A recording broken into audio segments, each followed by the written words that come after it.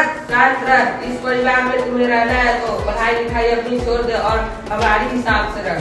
पर मुझे पढ़ना है, कुछ हासिल करना है। क्या तुम्हें पढ़ना है? तू एक लड़की है, तुम्हें पढ़ने में कोई अधिकार नहीं।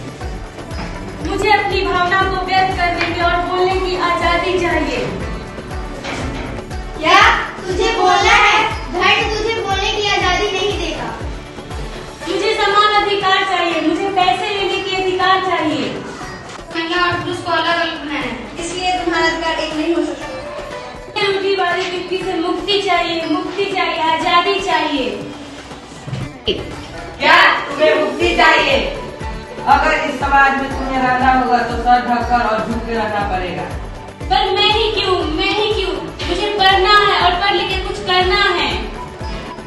औरत समाज तुझे पढ़ने की अनुमति नहीं देता। अगर तुझे पढ़ना है तो पढ़, मगर 8वीं तक।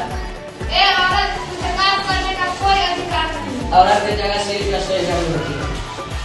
ए औरत, तुझे बोलने का कोई अधिकार नहीं। अगर तुझे बोलना है तो जितना हम चाहेंगे उतना ही बोलेंगे।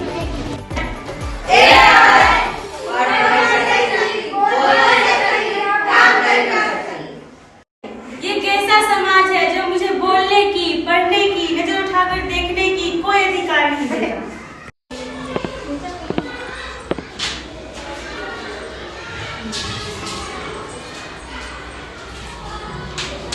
ए नारी, उठ जा।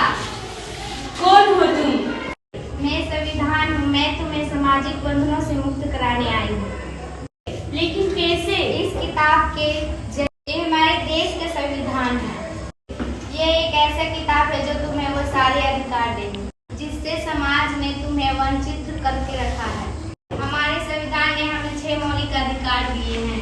1 में समता का अधिकार, 2 में स्वतंत्रता का अधिकार, 3 में शोषण के विरुद्ध का अधिकार, 4 में धार्मिक स्वतंत्रता का अधिकार, 5 में संस्कृति एवं शिक्षा का अधिकार, 6 में संवैधानिक उपचारों का अधिकार। आप सभी अपने अपने जगह पर खड़े होकर हमारे साथ देश की प्रस्तावना को दोहराएंगे। हम भारत के लोग